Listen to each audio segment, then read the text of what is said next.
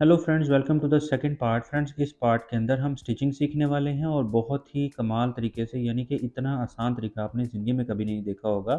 तो अगर आप बिगिनर हैं तो ये वीडियो आपके लिए परफेक्ट है।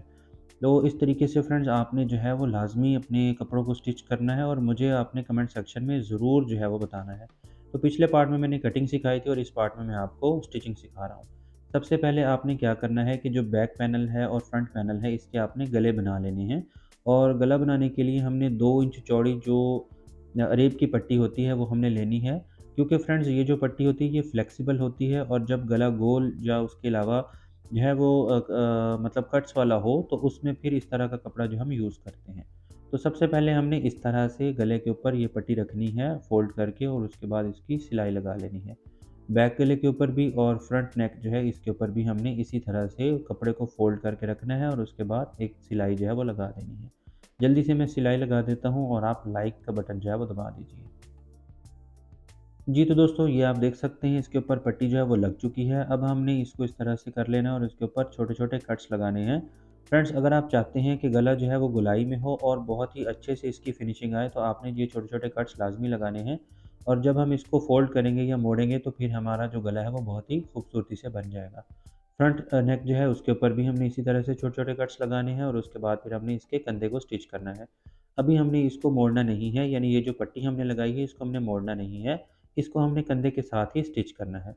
अभी मैं आपको क्लियरली दिखा देता हूँ ताकि आपको आसानी से जो है वो समझ लग जाए। तो पट्टी जो है वो हम उसको बाहर की तरफ खोल कर रखेंगे इस तरह से और उसके बाद कंधा जो है इसको हम स्टिच करेंगे। तो इस तरह से यहाँ पे हम सिलाई लगाते हैं।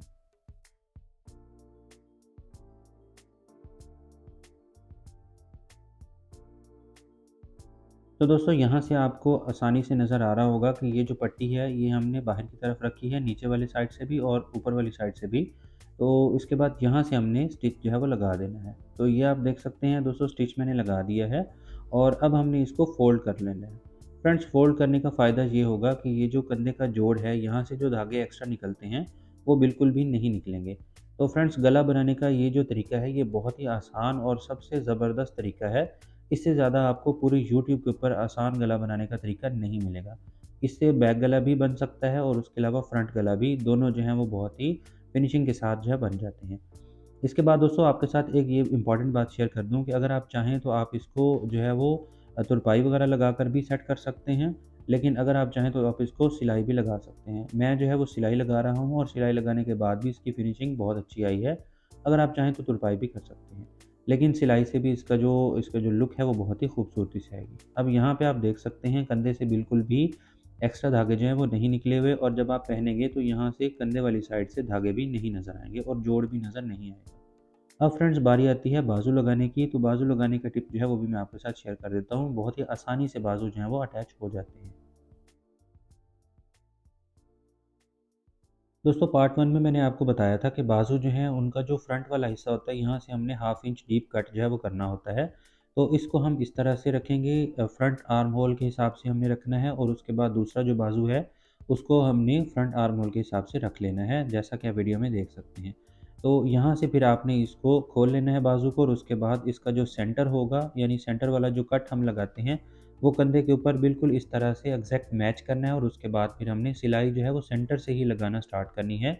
और उसके बाद इस तरह से यहाँ तक सिलाई जो है वो लगा लेनी है और उसके बाद पीछे वाले हिस्से से भी सिलाई जो है वो लगा लेनी है। तो जल्दी से दोनों बाजू जो है वो मैं स्टिच कर लेता हूँ और आप मेरे चैनल को सब्सक्राइब भी कर दीजिए। जी, तो दोस्तों बाजू जो हैं अटैच हो चुके हैं। अब जो मैं आपके साथ टिप शेयर करने वाला हूँ आपको बहुत पसंद आने वाली है और आपका बहुत बड़ा मसला जो है वो हल हो जाएगा। बाजू जो है इसको हमने हेम कर लेना है या इसके साथ अगर आप चाहें तो एक्स्ट्रा पीस लगाकर जो है वो इसकी खूबसूरती मज़ीद बढ़ा सकते हैं। मैंने इसके ऊपर एक्स्ट्रा पैच जो है वो लगा लिया है। तो फ्रेंड्स, जिस टिप की मैं बात कर रहा हूँ वो ये रही टिप। सबसे पहले हमने क्या करना है कि कपड़े को इस तरह से फैला लेना है और इसके जो बगल वाला पार्ट है यहाँ से हमने कपड़े को एग्जैक्ट जो है वो मैच करना है। अक्सर क्या होता है कि जब हम इसकी स्टिचिंग कर रहे होते हैं तो इसकी जो फिटिंग है वो बिल्कुल भी अच्छे से नहीं आती और एक साइड से सीधी फिटिंग हो जाती है और एक साइड से गहराई में फिटिंग होती है। तो अगर आप इस तरीके को यूज़ करेंगे तो आप बहुत ही परफेक्शन के साथ इसकी जो फिटिंग है वो लगा पाएँगे। तो सबसे पहले हमने इस कपड़े को इस तरह से बिल्कुल एग्जैक्ट तरीके से हमने इसको सेट कर लेना है और उसके बाद 13 इंच यानी जो हिप का निशान है हमारा, वहाँ पर हमने एक निशान इस तरह से लगा लेना है यहाँ से आगे जो चौक हैं वो बनेंगे और यहाँ से ऊपर वाला जो पार्ट होगा यहाँ से हम फिटिंग लगाएँगे। तो 1 इंच दूरी के ऊपर आपने इस तरह से निशान जो है वो लगा लेना है और निशान लगाना ज़रूरी है ताकि जब आप फिटिंग लगाएँ तो यानी फिटिंग की लाइन जो है जब आप लगाएँ तो फिर आपको बहुत ही आसानी हो।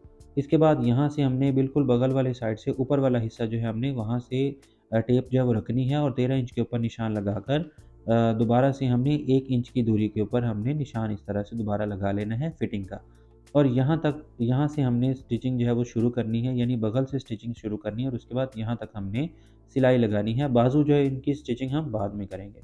इसके बाद ये जो स्लिट्स हैं इसके ये हमने बना लेनी है, इसको हमने इस तरह से रखना है और इस्त्री जो है वो उससे हमने प्रेस थोड़ा-सा कर देना है।